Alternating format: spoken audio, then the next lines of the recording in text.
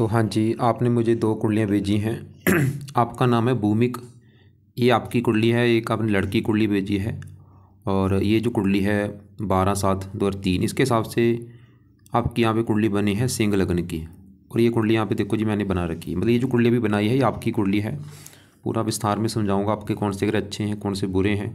और आपने जो सवाल लिख के भेजे हैं, अपना घर बनाना चाहता हूँ और कुंडली कैसी है, धन खर्च हो रहा है, और जिस लड़की से आप प्रेम करते हैं अगर विवाह होगा आगे, कुंडली विवाह के बाद कैसे जीवन रहेगा, लड़ाई झगड़े होंगे या नहीं, ये आपने जानना है।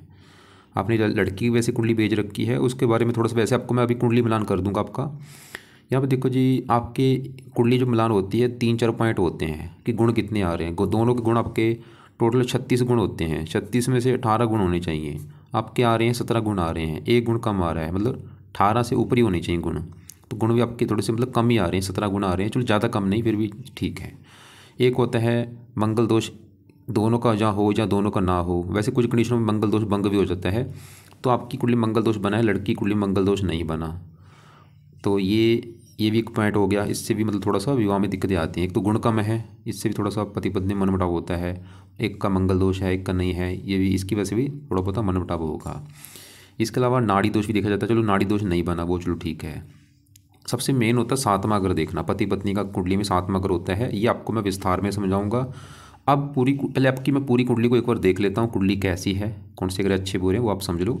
तो ये जो कुंडली होती है इसमें देखो जी 12 घर होते हैं। 12 घर पहले समझ लो, वो मैं लिख देता हूँ। ये है आपकी कुंडली में पहला घर है, ये दूसरा घर, तीसरा घर, चौथा, पाँचवा, ये है छठा, सातवां घर, आठवां, ये 9वां घर, 10वां, 11वां और लास्ट वाला 12वां घर। अब ये जो 12 घर मैंने लिखे हैं, इन घरों से आपके जीवन के बारे में कुछ न कुछ पता किया जाएगा। जैसे कि पहले घर से हम पता करेंगे आपका जो शरीर है वो कैसा होगा, हेल्थ कैसी होगी, स्वभाव कैसा, रंग रूप कैसा। दूसरा घर आपके है धन जोड़ने का। तीसरा घर छोटे भाई बहनों का है। चौथा घर आपकी माता, मकान, वाहन। पाँचवा घर बच्चों का है। छठा घर शत्रु, रोग, कर्जा। सातवां घर आपकी पत्नी का है, जो आपका सवाल भी है, पत्नी का घर 7वां है। 8वें घर से उम्र देखेंगे। 9वें घर से आपका भाग्य है। 10वां घर काम काज। 11वां घर आमदनी, लाभ, इच्छा पूर्ति। और 12वें घर से आपके खर्चे देखे जाएंगे। आपने यहाँ पे मेरी 2 बातें नोट करनी है। पहली बात, जो मैंने 12 घर लिखे हैं इनको याद कर लो। और दूसरी बात, इन 12 घरों से जो कुछ देखा जाएगा वो याद कर लो। अब आप ये देखो कि आपने कुंडली में क्या देखना है, वो घर देख लो। मान लो आपने देखना है अपने छोटे भाई बहनों के बारे में जानना है, तो तीसरा घर जो होता है ये छोटे भाई बहनों का होता है। तो आपके अगर छोटे भाई बहन देखने हैं, तीसरा घर देखेंगे। और तीसरे घर में नंबर लिखा है 7। 7 है तुला राशि, इसका जो मालक है वो है शुक्र। तो आपके छोटे भाई बहनों के लिए हमें शुक्र को देखना पड़ेगा। ऐसे ही अगर आपका भाग्य देखना है, इस 9वें घर से आपका भाग्य देखेंगे। और 9वें घर में नंबर लिखा है 1। 1 है मेष राशि, मालक बना मंगल। तो आपका भाग्य कैसा होगा उसके लिए मंगल को देखना पड़ेगा। अगर आपकी उम्र देखनी है, 8वां घर देखेंगे। 8वें घर में 12 लिखा है, मालक गुरु देखना पड़ेगा। तो आपको मेरा कहने का मतलब समझ आ चुका है कि जो कुछ देखना है वो घर देखना है कुंडली में, और घर का जो मालक बना है वो मालक देखना है। अब देखो जी, आपकी जो कुंडली है सवाल की है कैसी। वैसे तो आपके ग्रह काफ़ी अच्छे हैं, लेकिन 1-2 ग्रह मुझे ख़राब भी लगा है। अब ये जो 9 ग्रह हैं इनका असर आपके ऊपर हमेशा रहेगा। बस ये अपना जो असर है ग्रह अपना ज़्यादा कब देंगे, जब इनकी दशा आपके ऊपर चलेगी। और दशा अभी जो आपके ऊपर चली हुई है, दशा देखो जी 2 प्रकार की होती है। एक तो होती है महादशा, एक अंतरदशा होती है। महादशा जो होती है काफ़ी बड़ी होती है, ये चली हुई है आपके ऊपर शुक्र ग्रह की। कब चली है? ये 2008 में आपके ऊपर चली हुई है। पिछले 13-14 साल हो चुके हैं और ख़त्म होगी 28 में जाके। अभी भी देखो 4 साल की पड़ी है। तो इसका मतलब है कि इन ग्रहों में से आपके ऊपर सबसे बड़ा असर इस शुक्र ग्रह का है, क्योंकि उसकी चल रही है महादशा। अब शुक्र का आपके ऊपर जो असर है वो है 80%। आपके अगर 100 में से 80% लाइफ को देखा जाए तो आपके जीवन में जो कुछ हो रहा है शुक्र की वजह से हो रहा है। और बाकी असर होता है जिसकी होती है अंतरदशा, वो चली हुई है बुध की। ये 8 महीने 24 से चली है, पिछले 7-8 महीने हो चुके हैं, ख़त्म होगी जाके 27 में।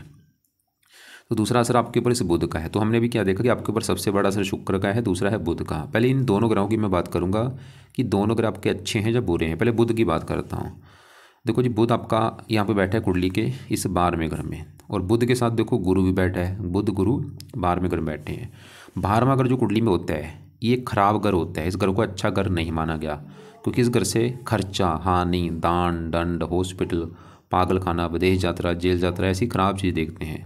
मतलब आपका जो बुध है ये मुझे ज़्यादा भाई अच्छा नहीं लगा, क्योंकि ये खराब घर में बैठा है 12वें घर में जाके। ऊपर से वहाँ पे जो 4 लिखा है चंद्रमा के घर में बैठा है, अपने चंद्रमा को अपना दुश्मन मानता है।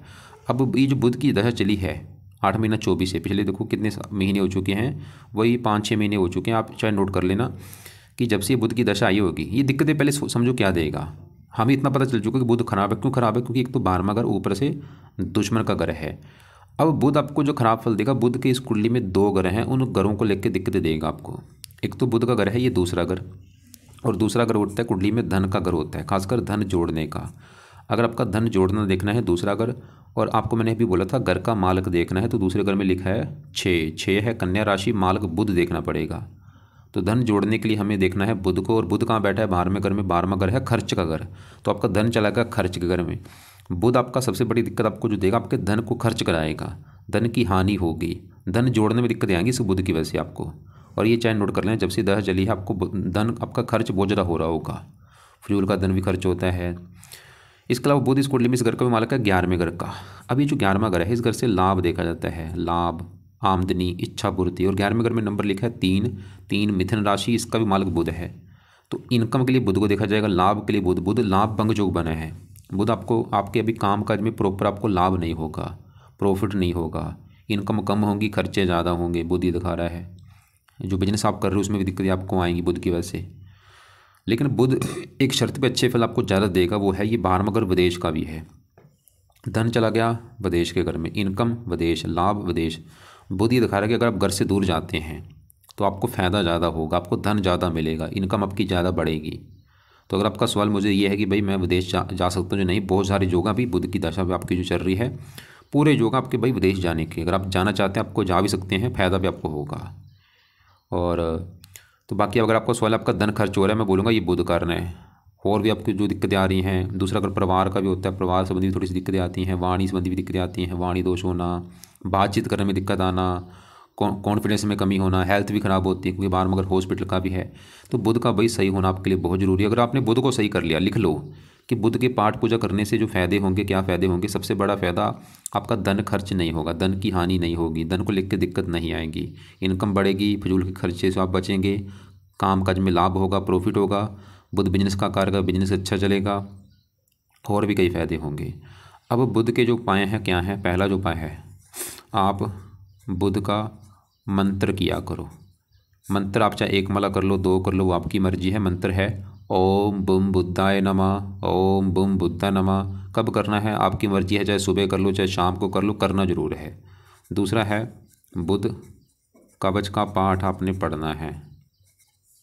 तीसरा उपाय बुध स्रोत का पाठ आपने पढ़ना है। यहाँ पे कई उपाय हैं, सभी उपाय लिख देता हूँ। चौथा उपाय है बुध के देवता हैं गणेश जी, तो आप गणेश जी की पूजा उपासना कर सकते हैं, या गणेश जी का जो मंत्र आप वैसे लिख भी रखा था करते हैं, तो गणेश जी का जो मंत्र है ओम गण गणपते नमः, ये कर लिया करो। वैसे सबसे स्टार्टिंग में इसी को किया करो। तो बुध के 4 उपाय हैं, मंत्र करना है ओम बुम बुद्धाय नमः, बुध कवच का पाठ, स्रोत का पाठ पढ़ना है। अगर पढ़ने आते हैं इनको पढ़ लिया करो, नहीं आते इनकी ऑडियो लगा के इनको सुन लिया करो, और गणेश जी का मंत्र, ये चारों चीज़ें रोजाना करनी है जब तक ये बुध की है दशा, 6ठा महीना स्थायी तक भाई। इससे आपकी धन वाली दिक्कतें दूर हो जाएंगी, धन को लेकर कोई दिक्कत नहीं आएगी, धन खर्च नहीं होगा, इनकम बढ़ेगी, और भी कई फायदे होंगे। अब हमने भी देखो बुध की बात की है, और बड़ी दशा तो आपकी है शुक्र की। बुध का असर वैसे आपके ऊपर कम है, लेकिन बड़ा असर आपके ऊपर शुक्र का है। 80% आपके ऊपर शुक्र का असर है। ये दशा आपकी 8 में चली है, जिसमें मैंने बोला 14 साल बन चुके हैं पिछले, अभी भी 4 साल की पड़ी, क्योंकि दशा शुक्र की सबसे बड़ी होती है, 20 साल की होती है। और यहाँ पे देखो शुक्र आपका बैठा है इस घर में 11वें घर में, और शुक्र के साथ देखो शनि भी बैठा है, सूर्य बैठा है, 3 ग्रह बैठे हैं 11वें घर में। अब सवाल की शुक्र अच्छा है या बुरा है? शुक्र देखो जी यहाँ पे बैठा है, ये जो 11वां घर है ये कुंडली में अच्छा घर होता है। मतलब शुक्र एक तो अच्छे घर में बैठा है 11वें घर में, और ऊपर से वहाँ पे जो 3 लिखा है बुध घर में बैठा है। शुक्र बुध को अपना दोस्त मानता है, सवाल कि शुक्र अच्छा है बुरा है। शुक्र आपका मुझे तकरीबन अच्छा लगा है। बुध आपका अच्छा नहीं लगा, लेकिन शुक्र आपका अच्छा लगा। क्यों? एक तो 11वें घर में बैठा है, ऊपर से अपने दोस्त के घर में बैठा है, बुध के घर में बैठा है, बुध को दोस्त मानता है। तो शुक्र आपको देगा अच्छे फल। क्या अच्छे फल देगा? क्योंकि जहाँ बैठा है 11वें घर में, 11वां घर है लाभ, आमदनी, इच्छा पूर्ति। तो शुक्र आपको फिर भी वैसे इनकम देगा, लाभ देगा, धन देगा, इच्छाएँ पूरी कर देगा। और शुक्र के अपनी इस कुंडली में 2 घर हैं। एक तो शुक्र का अपना घर है ये 10वां घर, और 10वां घर कुंडली में काम काज को होता है। अगर आपका काम काज देखना है 10वां घर पिता का भी होता है, सरकार भी यहाँ से देखी जाती है, और मान प्रतिष्ठा। तो मैंने भी जो 4 चीज़ें बोली हैं, काम काज, पिता, सरकार, मान प्रतिष्ठा, 10वें घर से देखेंगे। और 10वें घर में नंबर लिख रखा है 2 है वृष राशि, मालक शुक्र देखना पड़ेगा। और शुक्र क्योंकि अच्छी जगह बैठा है, अच्छे घर में है, मित्र की राशि है, और 11वां घर है लाभ का घर, मतलब 10वां घर काम काज से शुक्र आपको लाभ देगा। मतलब शुक्र के भी जो दशा चली है इसमें आपको जो काम काज है उसमें आपको लाभ होगा, पिता से लाभ होगा, सरकार से लाभ होगा, मान प्रतिष्ठा अच्छी देगा शुक्र। पत्नी से लाभ होगा, पत्नी के आने के बाद भी आपको लाभ होगा, पत्नी के आने के बाद भी आपकी इनकम बढ़ेगी, इच्छाएँ पूरी होंगी। शुक्र ही घर है। और शुक्र इस कुंडली में इस घर के मालक है 3रे घर का मेहनत। आप खुद की मेहनत के बल पर भी अपनी इच्छाएं पूरी करेंगे, शुक्र ही दिखा रहा है। खुद की मेहनत के बल पर धन कमाएंगे, लाभ प्राप्त करेंगे, शुक्र ही दिखा रहा है। तो शुक्र की जो दशा चल रही है आपका भाई अच्छा है, लेकिन ये थोड़ा सा राहु के नक्षत्र में बैठा है, इसकी वजह से थोड़ी सी दिक्कतें देगा, हल्की सी, थोड़ा बहुत हल्का सा कामकाज, पिता, सरकार, इन संबंधी दिक्कतें आ सकती हैं, हल्की सी, पत्नी से मनमुटाव होना। बाकी शुक्र के भी आपको उपाय बताने वाला वो आप जरूर करो जब तक है ये दशा, ताकि दशा और अच्छी जाए, अगर थोड़ा बहुत कोई बुरा फल हो ना मिले। मतलब शुक्र के उपाय करने से लिख लो कि अगर आप शुक्र के उपाय करेंगे आपको क्या फ़ायदे होंगे, नीचे आंसर में लिख लो। शुक्र के उपाय करने से आपका जो काम काज है वो और अच्छा चलेगा, पिता के लिए अच्छा होगा, सरकार का सुख अच्छा मिलेगा, मान प्रतिष्ठा अच्छी मिलेगी। और शुक्र पत्नी का कारक है, पत्नी के लिए अच्छा है, प्रेम प्रसंगों में कोई दिक्कत नहीं है। अगर आप प्रेम विवाह करना चाहते हैं आसानी से आपका हो जाएगा, कोई दिक्कत नहीं आएगी, पत्नी के लिए अच्छा है। तो शुक्र के जो उपाय हैं, क्या उपाय हैं? पहला उपाय, आप शुक्र का भी मंत्र याद किया करो। ये भी चाहे 1 माला कर लो, 2 कर लो, आपकी मर्जी है। मंत्र है ओम शुम शुक्राय नमः, ओम शुम शुक्राय नमः। इसका भी दूसरा तीसरा जो उपाय है, दूसरा है शुक्र कवच का पाठ पढ़ा करो, यह इसको सुन लिया करो। तीसरा है शुक्र सरोद का पाठ, और चौथा है शुक्र की देवी है माता लक्ष्मी जी। तो माता लक्ष्मी जी की पूजा उपासना या माता लक्ष्मी जी का कोई पाठ पूजा आप कर सकते हैं। तो शुक्र के उपाय आपने 4 हैं, मंत्र हो गया, दोनों पाठ हैं, 2-2 मिनट के पाठ हैं, या तो पढ़ने हैं या सुनने हैं। और माता लक्ष्मी जी का कोई पाठ पूजा कर लिया करो। माता लक्ष्मी जी का एक पाठ है वो आप कर सकते हैं, वो है सिद्ध महालक्ष्मी स्तुति का पाठ है, वो पढ़ लिया करो, उससे धन भी आपकी लाइफ में आएगा। तो बुध के जो उपाय हैं, शुक्र के उपाय हैं, सवाल की कब करने हैं, चाहे सुबह कर लो चाहे शाम को कर लो, या ऐसे कर लो बुध के सुबह कर लिया करो, शुक्र के रात को कर लो, ऐसे भी आप कर सकते हैं। बुध के जो उपाय हैं सुबह करने हैं, शुक्र के आप शाम को या रात को कर सकते हैं।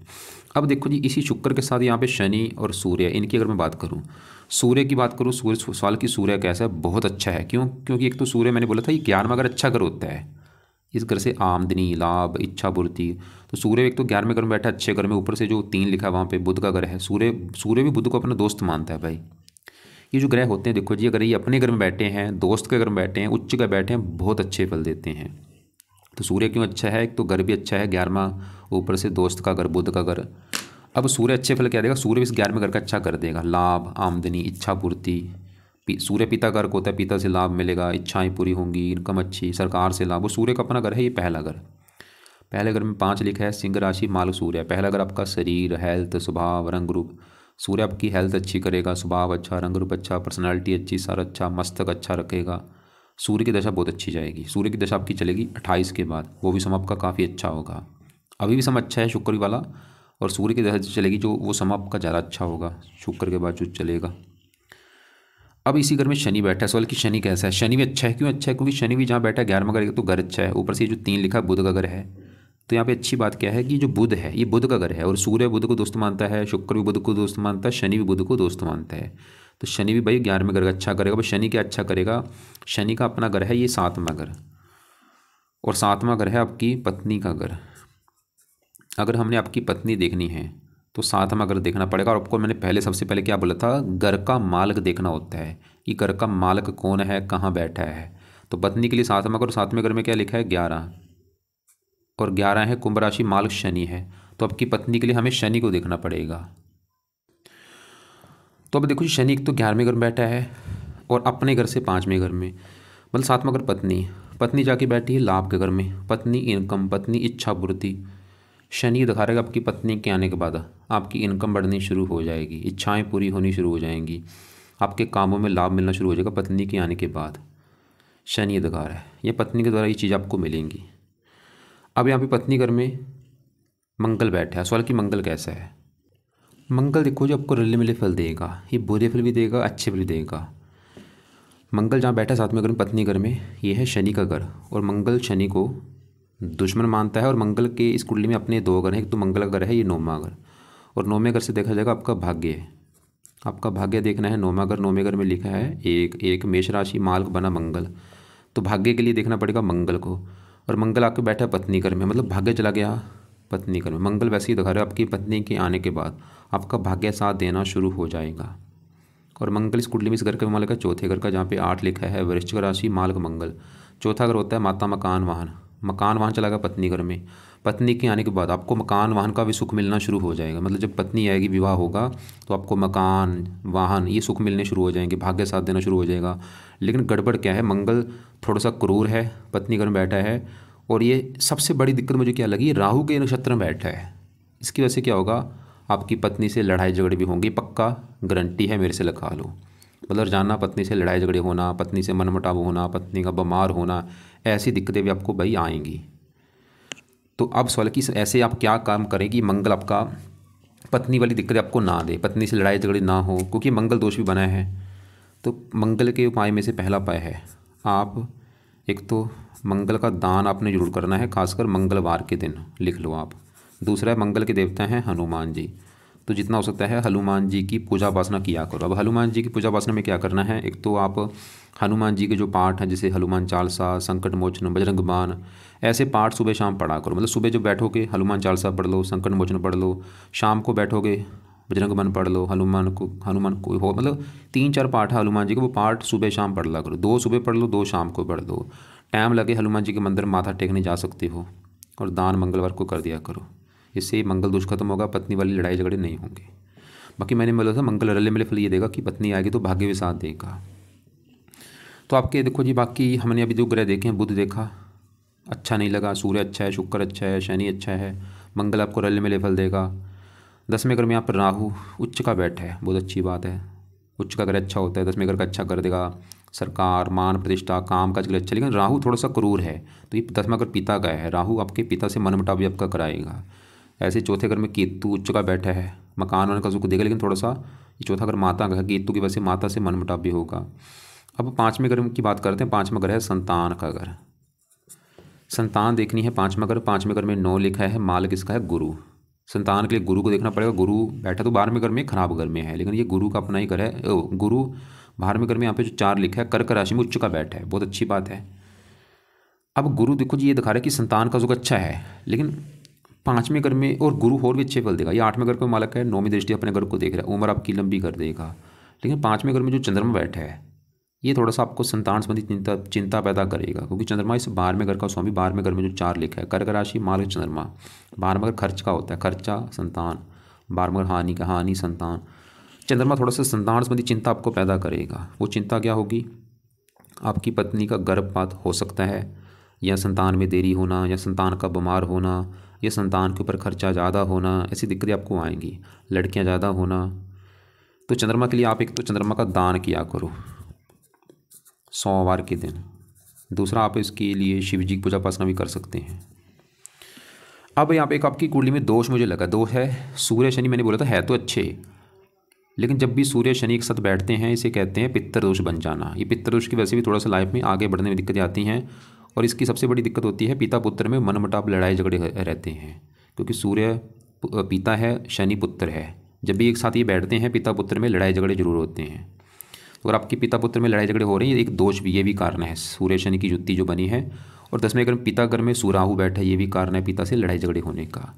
अब सवाल है कि आपकी पूरी कुंडली के हिसाब से क्या उपाय करने हैं। तो सबसे जरूरी उपाय एक तो है शुक्र के, जिसकी है बड़ी दशा, और शुक्र के यहाँ पे जो 4-5 उपाय है वो मैंने लिख दिए हैं। दूसरे उपाय है, शुक्र वैसे अच्छा है, उपाय इसलिए बोले ताकि दशा और अच्छी जाए। और बुध की चल रही दशा वो अच्छा नहीं है, खासकर धन संबंधी दिक्कतें पैदा करेगा। तो बुध के उपाय जरूर करो ताकि धन संबंधी दिक्कतें आपको ना आए। बाकी आपका मंगल दोष जो बना है वो पत्नी से लड़ाई झगड़ कराएगा, तो मंगल के लिए मंगल का दान मंगलवार को करना है, हनुमान जी की पूजा उपासना किया करो। और चंद्रमा जो कि संतान संबंधी दिक्कतें पैदा करेगा, क्योंकि अभी तो आपका विवाह हुआ नहीं। विवाह के बाद जब आप संतान की ट्राई करेंगे तो चंद्रमा के जो उपाय हैं जैसे कि शिव जी की पूजा उपासना, चंद्रमा का दान, ये शुरू कर देना, अभी चाहे रहने दो। और एक देखो जी, आपने मुझे बोला था आपने मोती धारण कर रखा है, भाई बोल के मोती धारण मत करना, उल्टा आपको नुकसान होगा। क्योंकि मोती क्या करेगा, इसकी पावर जो 3 है, पावर बढ़ेगी, 3 15 हो जाएगी, इसके बुरे फल बढ़ जाएंगे। क्योंकि ये मार्गशीर्ष इस कुंडली में 12वें घर का स्वामी है, संतान संबंधी दिक्कतें ज़्यादा आएंगी। भूल अभी तुरंत मोती उतार के रख दो। आपने शायद मान के पहन रखा है, मान के आपके फायदे भी हैं, धन के लिए अच्छा है, इनकम अच्छी देगा, लेकिन मान के पहनने से नुकसान ही होगा, पिता से मनमुटाव आपके ज़्यादा होंगे। तो अगर पिता से लड़ाई झगड़े होते हैं तो मान के उतार के रख दो। इसके अलावा देखो जी, आपने चंद्रमा के दान मैंने बोला है वो शायद बाद में शुरू कर देना। हाँ, क्योंकि राहु केतु है तो उच्च के, राहु थोड़ा सा पिता से मनमुटाव आपका कराएगा, तो राहु के लिए आप एक काम करो, शिव जी की अगर पूजा उपासना करते हैं राहु आपको बुरे फल नहीं देगा। और राहु का भी दान कर दिया करो आप। राहु का दान सतनाजा होता है, 7 प्रकार के नाज पंछियों को डाला करो। केतु के लिए कुत्तों को रोटी डाला करो। और ये शनि सूर्य के वैसे पिता पुत्र से जो मनमुटाव होगा उसके लिए शनि के मंदिर आप जा सकते हो, शनिवार को माथा टेकने। ये लिख लेना आप कि शनि मंदिर जाना है हर शनिवार को माथा टेकने। तो ये चीज़ें फॉलो करो। बुध ऐसे करना, बुध के उपाय सुबह कर लो, शुक्र के शाम को कर लो। और हनुमान जी का पाठ तो मैं बोलूँगा सुबह शाम दोनों टाइम कर लो, अच्छी बात है। और दान देखो जी, आपको मैंने राहु का बोला है, ये शनिवार को कर दिया करो। और कुत्तों को रोजाना रोटी डालो। और शिव जी का आप मंत्र आप कर सकते हैं, ओम नमः शिवाय, या शिव जी का मंत्र जाया करो।